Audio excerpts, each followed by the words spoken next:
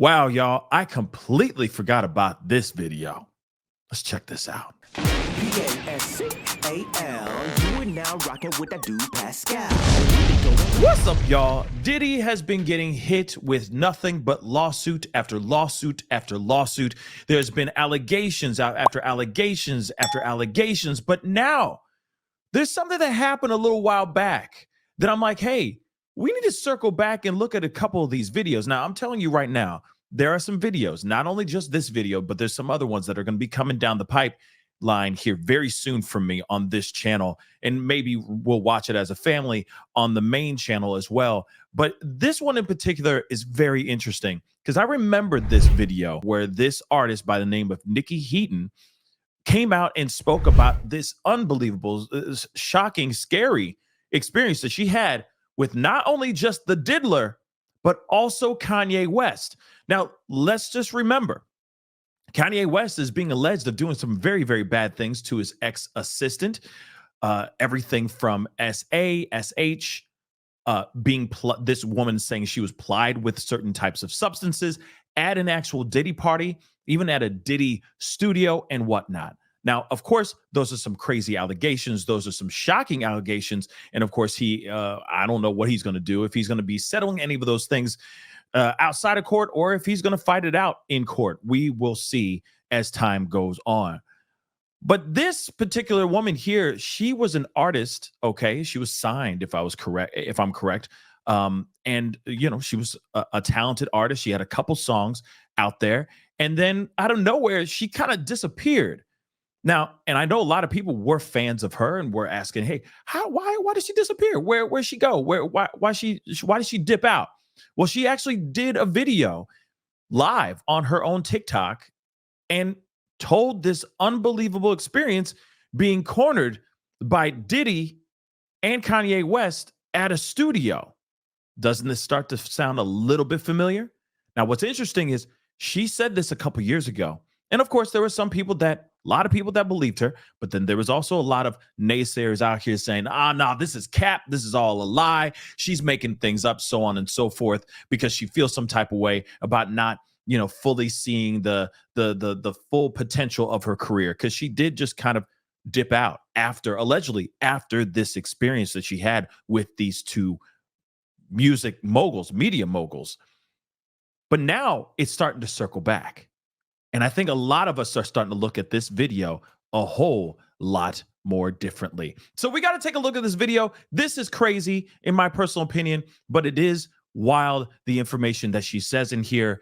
And it sounds very familiar. Okay, we've heard this stuff before. But real quick, before we get into that, we got some really great merch. Check out PascalMerch.com. Okay, this is the Math Ain't Mathin' tee. All right, I'm rocking it right now. New font, okay, a new color on the font. So we got that coming out here as well. So go check out PascalMerch.com. But let's get into this video. Like I said, there's a lot that she says in a very short amount of time, and it's shocking.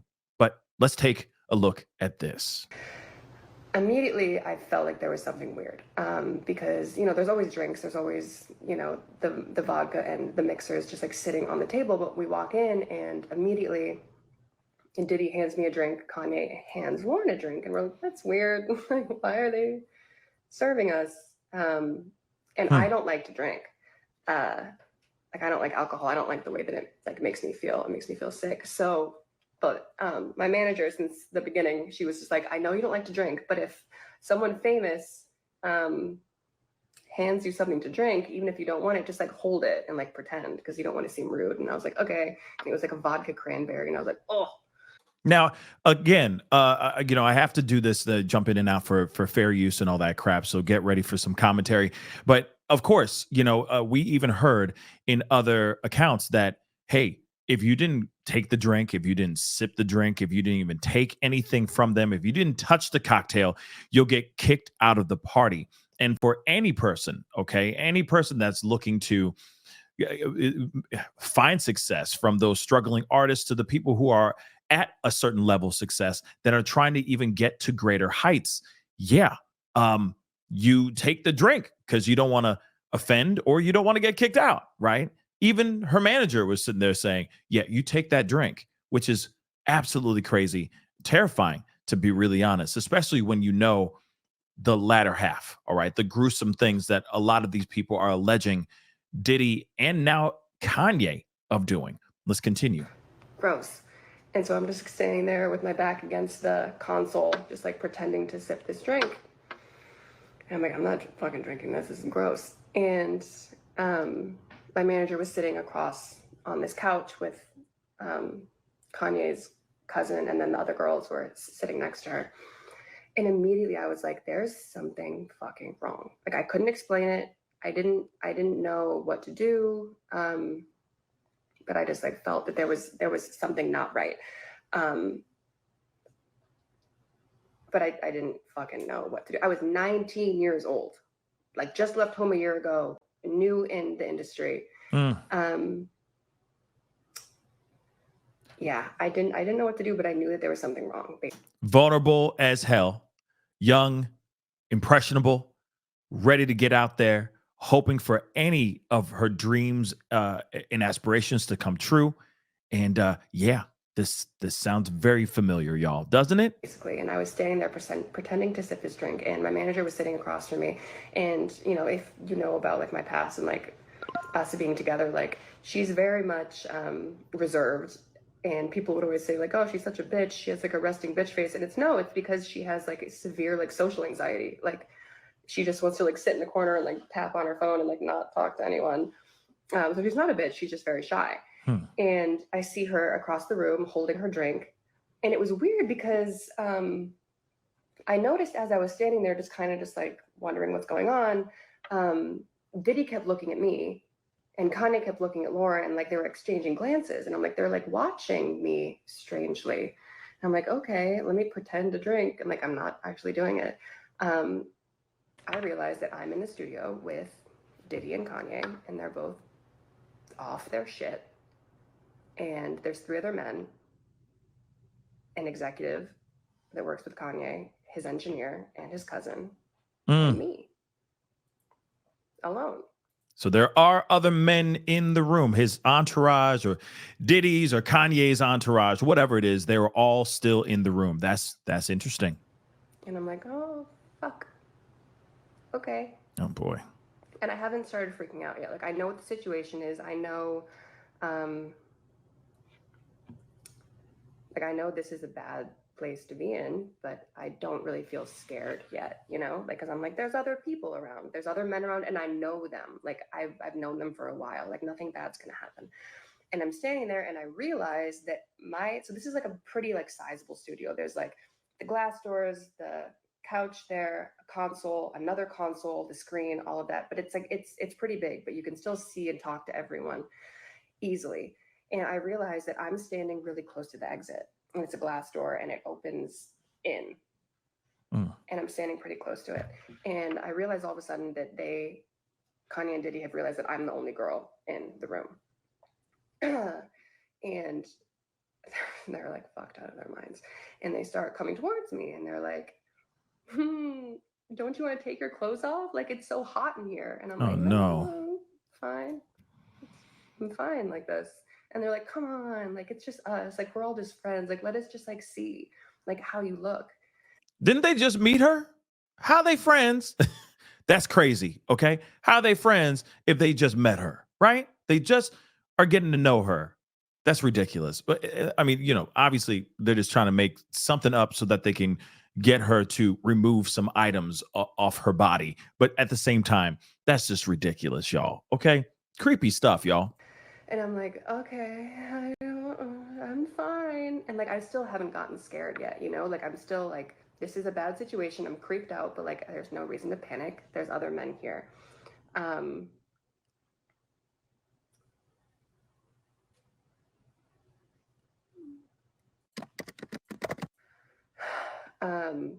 Yeah, so they're coming towards me and I'm like, okay, this is fucked. I don't know where my manager is. I don't know where anyone is. And they're coming towards me more and they're trying to like take my clothes off. And I'm still not completely terrified yet, but I'm like, you guys stop, like stop. And they're getting to the point where they had like ripped my shirt off, Mm. and like I'm like almost fully exposed at this point, and they're both coming at me, Jesus.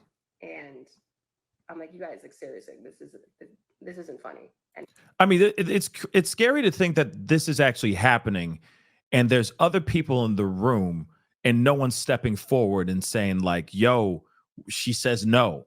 Yo, this ain't cool. Back off." So on and so forth. None of that is happening here, which is, as this person said, mind blowing, but it's actually mind blowing. But it is mind blowing, right?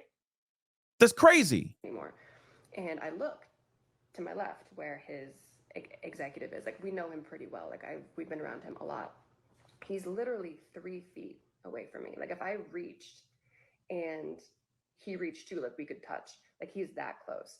And I look and I'm like, hey, like I give that look where I'm just like, come on, like step in. Like this isn't cool. Like you're a grown man. Like you're like 50 years old. I know you have a family. Like you know this isn't right. Like do something. Mm-hmm. And this is the part that for as long as I live, I will never fucking forget. It isn't actually the aspect of being sexually assaulted. That's not what haunts me. It's this.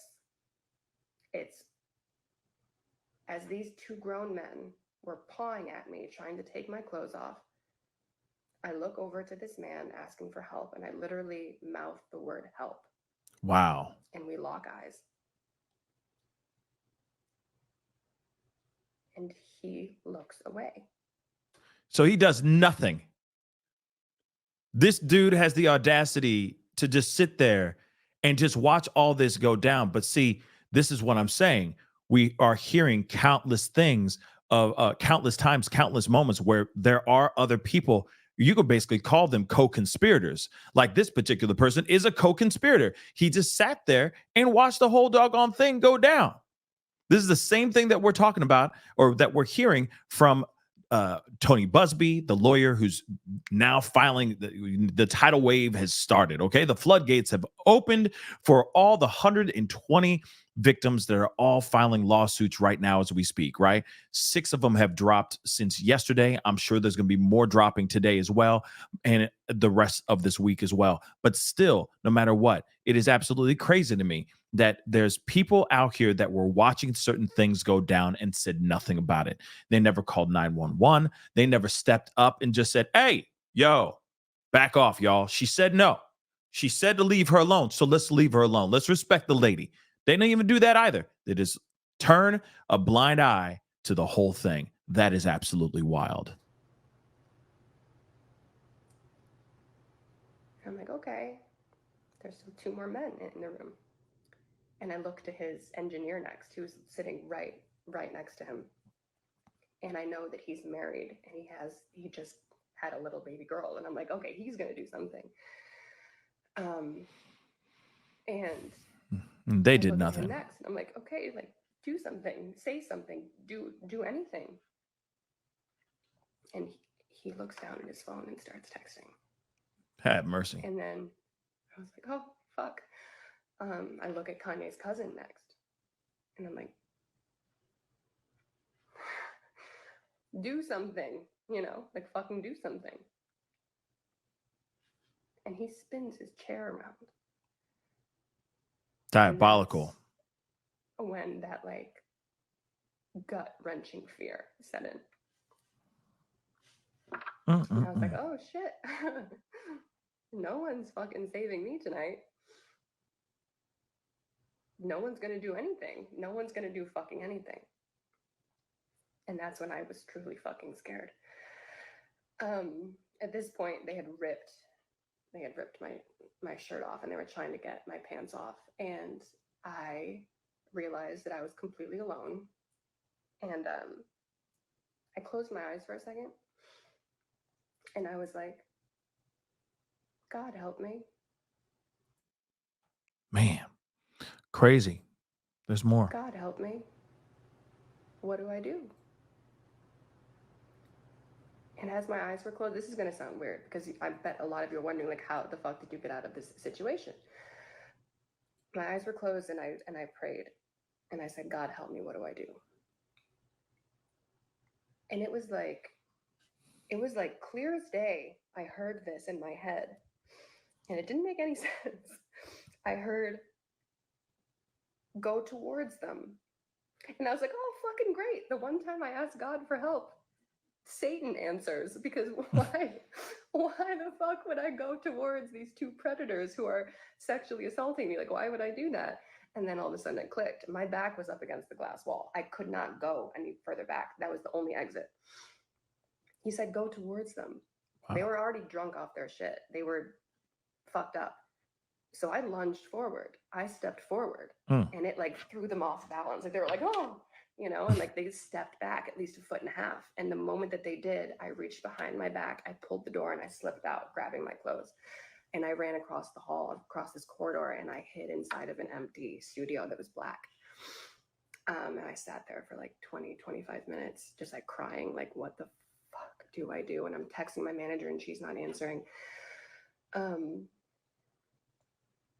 And eventually, I don't think I'm supposed to say this next part because it could hurt her case, but basically, everything she fucking said is true, basically.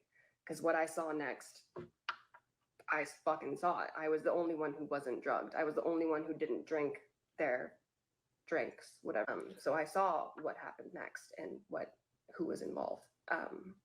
What? Wow. And that's why I'm a part of this lawsuit and like named in it. And yeah, it just that. I mean, I got us both out, and I got us in an Uber, and she obviously didn't remember anything because she was drugged, and I wasn't. So she's basically saying that her manager was viciously attacked by Diddy and Kanye. And again, I'm wondering about this lawsuit, because if this lawsuit does exist, where is it? And then also on top of it, is it the lawsuit that was filed by her manager or the other women that were actually in that studio when everything went down? So that's one thing I'm very curious about as well.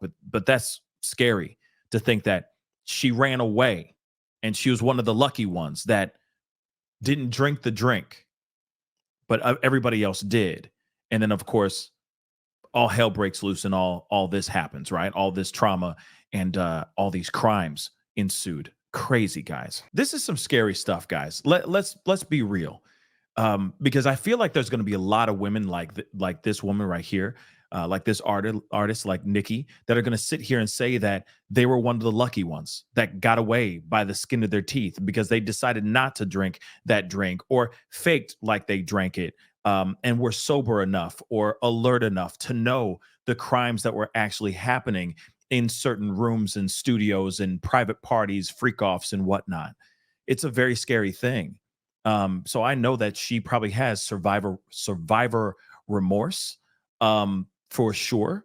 But at the same time, she was lucky enough to get away, and whatever voice, God spoke to her saying, lunge forward, go to them, actually, helped get her out of the situation that she was in. But again, this is someone that went through this experience and then left the music business. She disappeared for a while. I mean, I know now that I think she's doing more stuff, modeling and doing her own thing. But at the same time, the music industry or the music business, I think she took a big step backwards because of what happened. The other thing, though, too, is could it have been because of what happened that maybe she got blacklisted, blackballed, whatever, you know what I mean? Just kind of ostracized from the industry to the point where she couldn't make music anymore.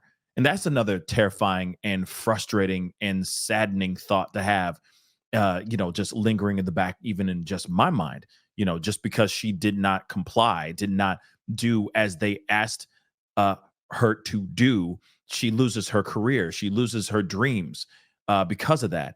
I think that's absolutely terrifying, guys. But one thing for sure is that she still has her, she still has herself, she dodged a bullet.